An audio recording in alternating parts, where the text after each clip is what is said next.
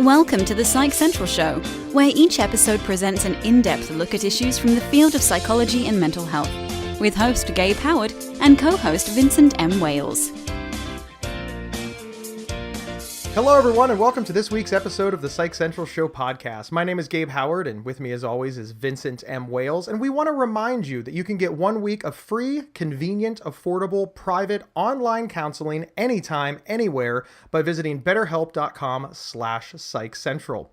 We would like to welcome back Dr. John Grohol. Longtime listeners know Dr. Grohol as the editor-in-chief of PsychCentral.com, officially making him our boss, but he's also the podcast's resident researcher of all things psychology and mental health.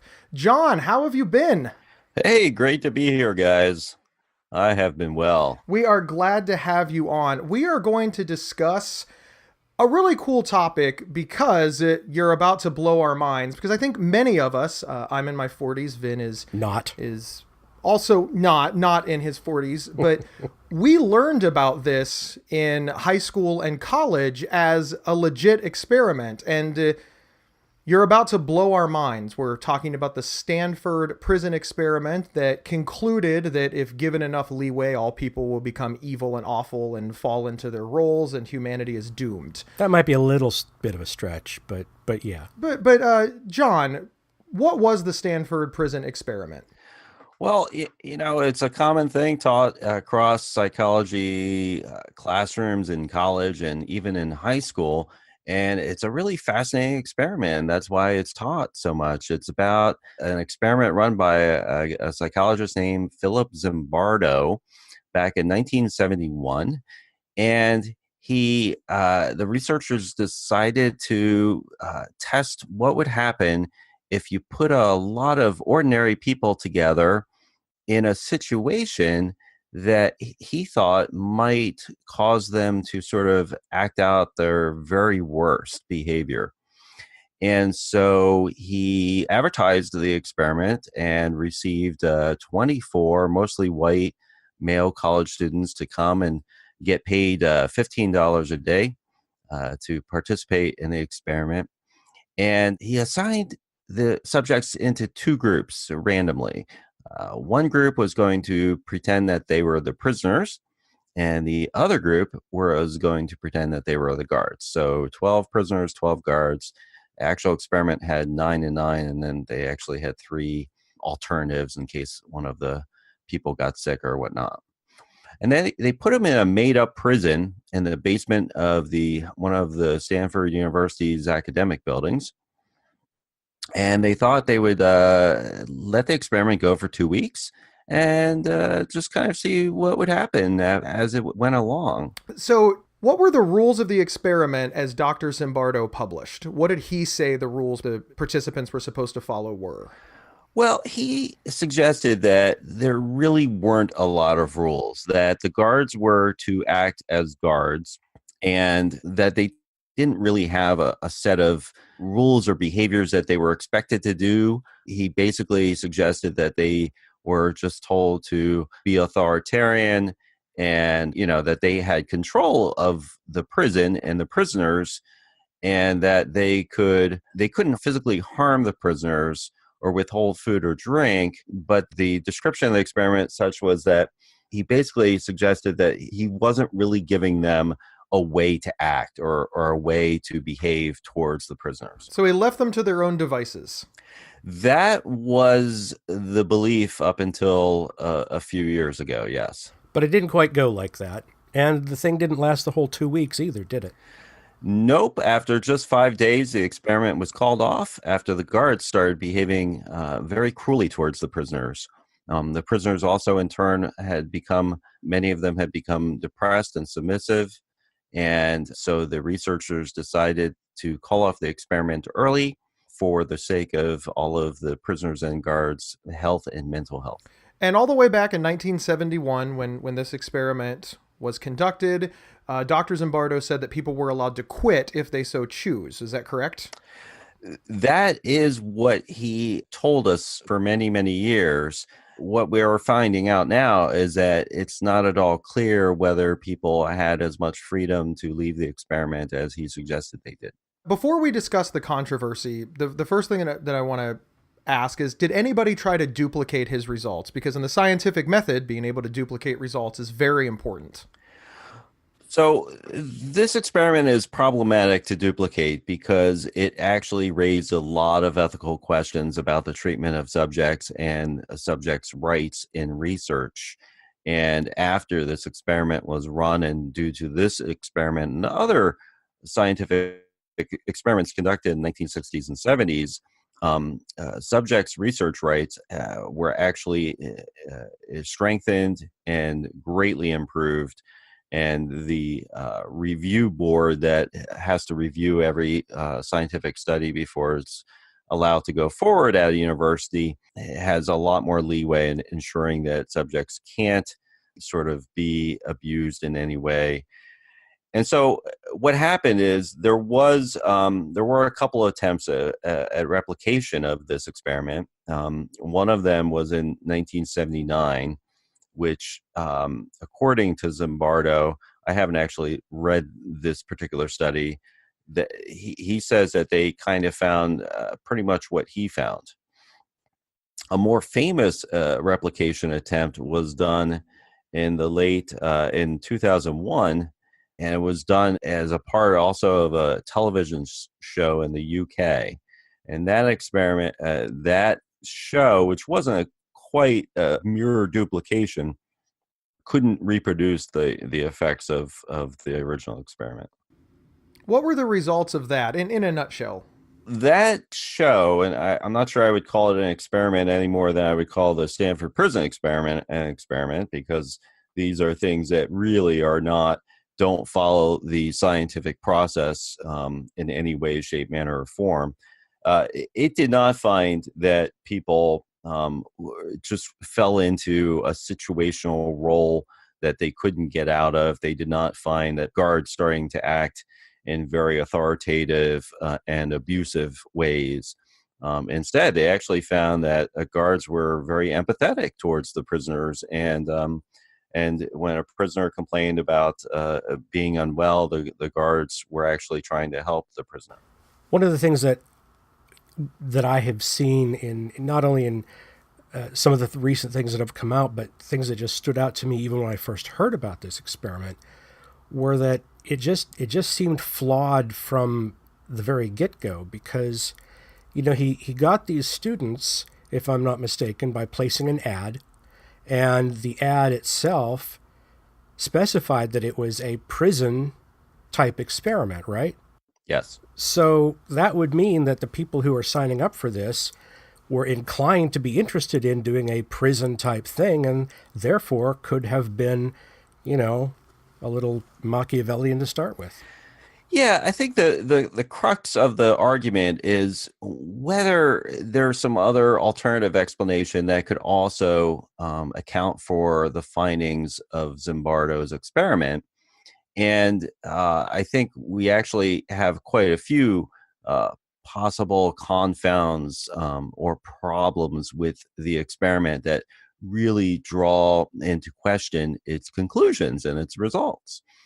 One of them, of course, is the fact that, as it turns out, it looks like the guards are probably not just given a general list of guidelines on how to act, but they were actually encouraged and told to act in very aggressive way. That this was not a part of any of the written scientific part of the study that was recorded for the journal publishing later on. But in later interviews, we're finding out that the guards were actually instructed to be a lot more aggressive and hostile towards the prisoners by the supervisor, if not by Zimbardo himself. And that just ruins it right there. Right. So they were told to be aggressive, therefore they were aggressive. So to draw the conclusion that it was their own free will where they chose to be aggressive is sort of out the window. This is really just proof that they can follow instructions from the authority figure who pays them. Yeah, I mean, and the great thing about this experiment is that Zimbardo has put all of the video and documentation and photographs and transcripts on a website. So people can, really delve into it. And unfortunately, that has not been to his benefit, because this is where people have found out that he published and said one thing, and apparently did something else in the actual experiment. So he actually told the guards ahead of time, you're going to create a sense of powerlessness in the prisoners, and you will have all the power and they'll have none. I mean, he's creating the expected role that he wants the guards and the prisoners to act in. So it's not just that there's a drama or a play being played out here. It's that he is actually, as the playwright, scripting a lot of what the expected plot is going to be. So he was not an objective observer in this experiment at all. Not from what I can tell, and from what other researchers and analysts who have looked at the data and who have looked at the transcripts have discovered. We know that this was a very popular experiment because most of us have heard of it. Forget the controversy. Most of us have been taught this in school. It's taught in colleges. You can Google it and read all about it. Other websites that have nothing to do with psychology or mental health have written about the Stanford Prison Experiment. So this really got him a lot of cachet in the community. He was kind of a rock star, for lack of a better word. So why has it taken so long for anybody? Because, 1971 to 2018, didn't they realize that something was amiss in 1975? Well, that is one of the challenges that psychology as a profession and some other professions actually are also facing in terms of the science and the expected science and where we are with it. That a lot of things aren't being tried to be replicated. And when they are tried to be replicated by other researchers who have nothing to do with the original experiment or study, we're finding that replication is difficult and doesn't always happen in the way that the original experiment suggested the data should play out. So I think that we're finding that this kind of problem is not unique to Zimbardo nor the Stanford Prison Experiment, but an experiment, even a famous one like this, can go for years, or in this case, a very long time before people start really questioning some of the basic foundation and the premises that the experiment was based on. How did Zimbardo react? What's his take on the criticism? So after the controversy kind of took a new life once again on June 7th, when Ben Bloom published a very lengthy article over at medium.com describing some of the major issues and problems with the experiment as he saw them. And in reaction to that article and the media coverage that was given to that article, Dr. Zimbardo decided that it needed a very thorough rebuttal, and he published a very lengthy rebuttal on the Stanford Prison Experiment website that dealt with all of the criticisms. Now, I have to say some of the responses definitely deserve a second look in terms of what Bloom was alleging. But some of them are, he kind of glossed over the kinds of things that he didn't really want to address. And that's commonplace when a researcher wants to focus on, the things that he can kind of prove to not be true. And he doesn't really have an answer to some of the other criticisms that Bloom made. This episode is sponsored by BetterHelp.com. Secure, convenient, and affordable online counseling. All counselors are licensed, accredited professionals. Anything you share is confidential. Schedule secure video or phone sessions, plus chat and text with your therapist whenever you feel it's needed. A month of online therapy often costs less than a single traditional face-to-face session. Go to BetterHelp.com/PsychCentral and experience 7 days of free therapy to see if online counseling is right for you. BetterHelp.com/PsychCentral. So it seems like we can't really say that this experiment, quote, experiment, accomplished what he had intended. But is there anything that we can really take away from it that is plausible? So it's really hard to say. At the end of the day, when you look at something like this, it's an interesting anecdote devised by a researcher uh, in a kind of artificial situation. And I think I would argue that he stacked the deck from the onset in the so-called experiment to really kind of get the findings that maybe he was hoping to get. And I hate to say that this is commonplace in psychology or research in general, but researchers are well aware of how to design an experiment to ensure that the data that they're looking for will have a greater likelihood of showing up, basically. And so I think it's hard to say that this study told us anything about human behavior in the way that Zimbardo believes it does. I think instead what it actually has taught us are what happens when researchers who don't have the same kinds of ethical guidelines that we do today are sort of given control to do, whatever it is that they want to study or research. And it's taught us a lot about how to ensure that we keep research subjects safe in the future.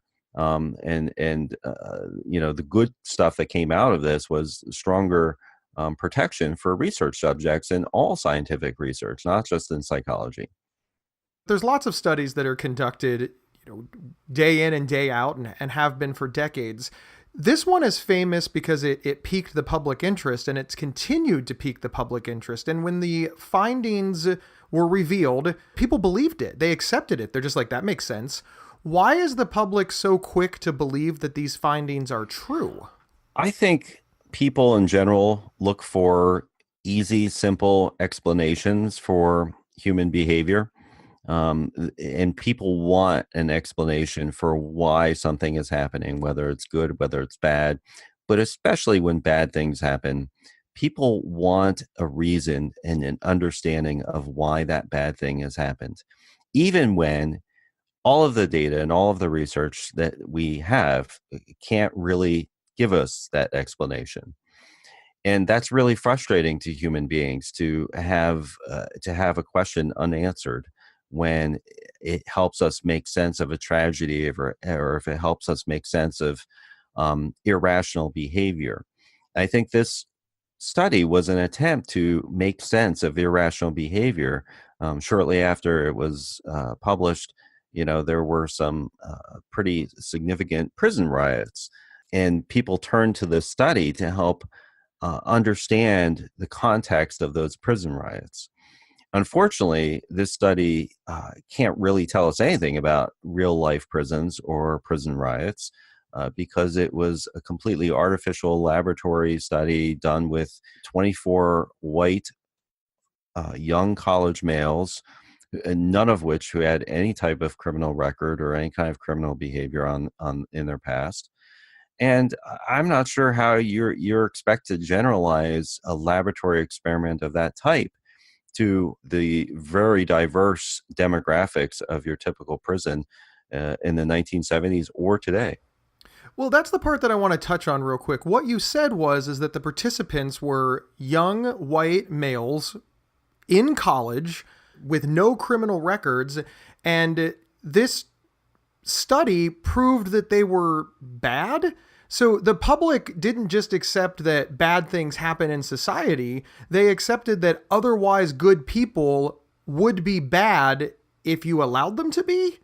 I mean, isn't that really the crux of the study? It really has nothing to do with prison at all. It's basically saying that if you give people enough rope, they will become evil.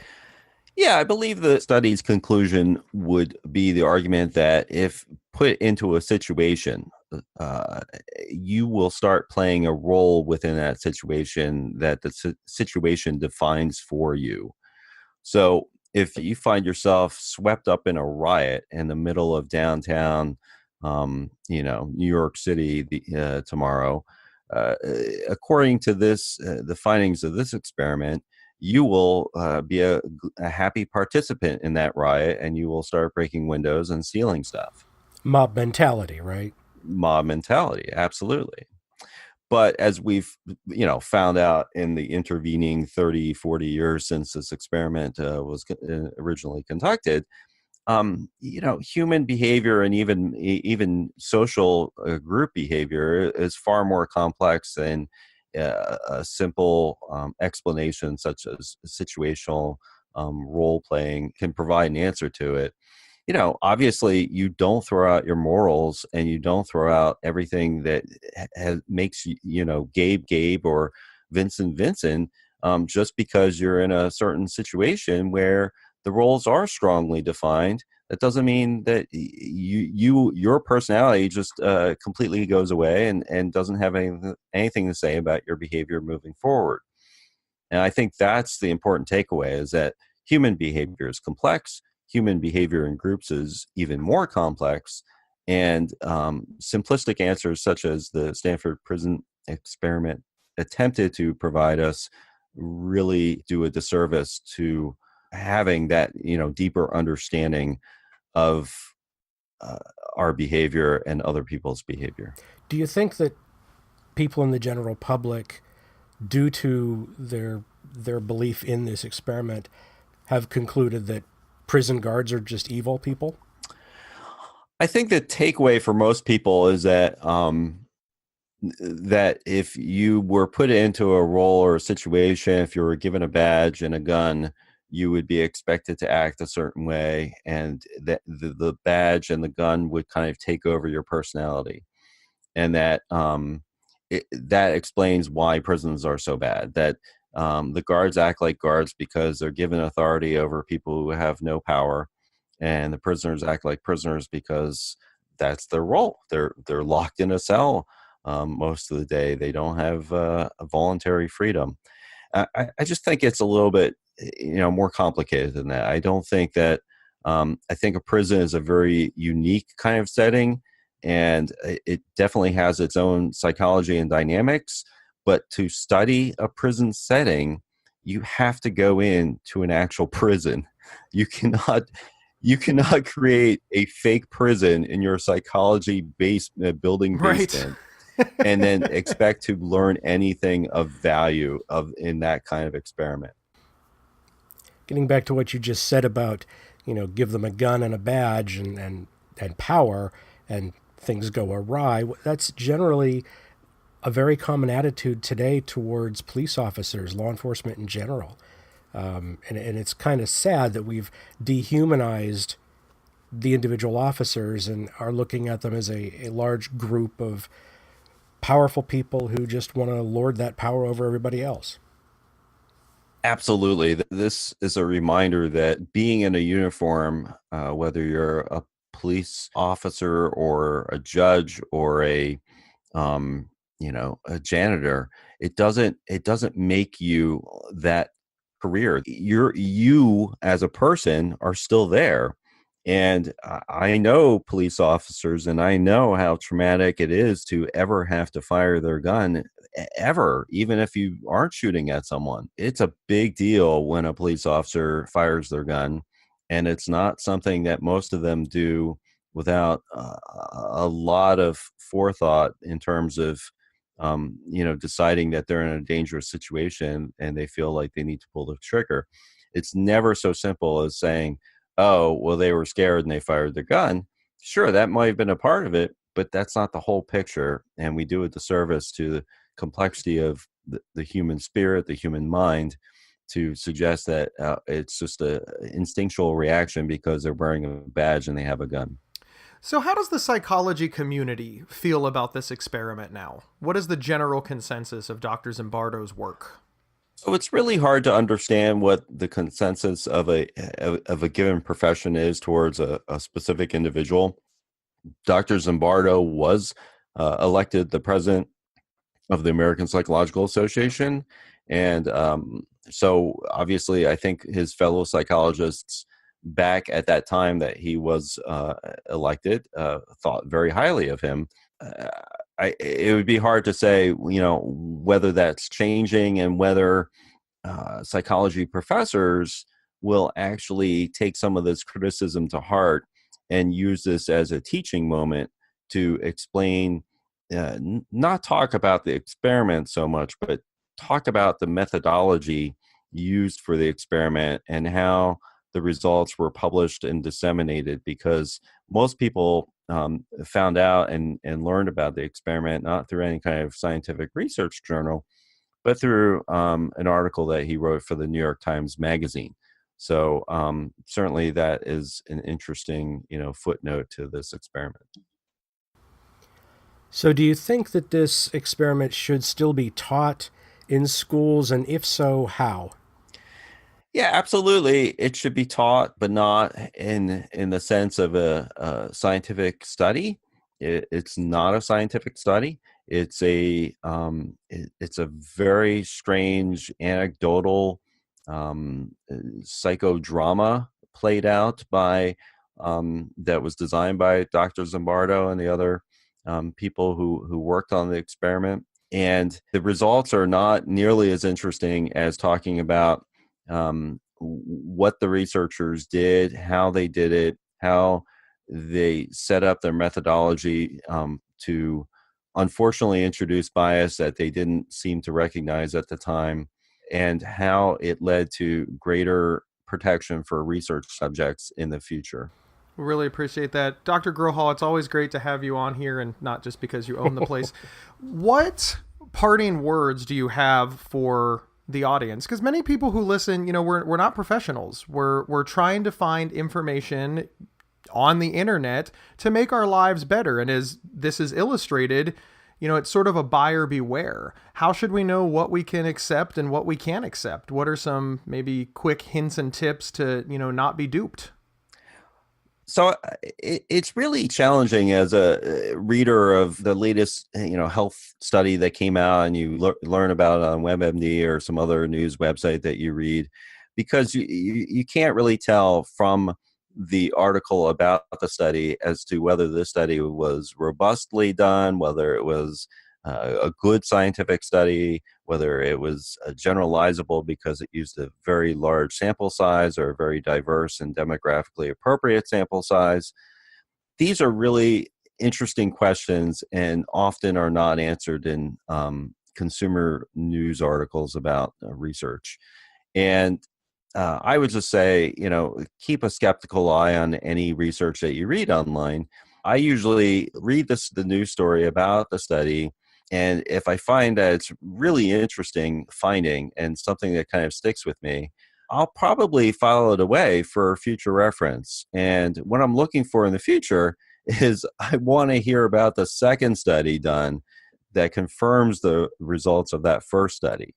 And that's when you start knowing that something it seems to really have some legs to it in terms of research. For instance, there's 100 studies about things that are good for your health and bad for your health in terms of coffee or wine or this or that or the other thing. But we're starting to have a consensus with some of those beverages. And for instance, it really looks like having a few cups of coffee every day is beneficial to your health. Having too much coffee is bad. So 6 to 8 cups, probably too much. But 2 to 4 cups, that seems to be the sweet spot right now. And there's multiple studies that show health benefits for this. So if it's something else, if it's not coffee, but it just happens to be a associated healthy behavior that coffee drinkers do that non-coffee drinkers don't do, that does not seem to be a part of, the answer to, whether coffee is beneficial or not. So I look for multiple studies on the same topic that are sort of having the same finding or a similar finding before I start taking it to heart.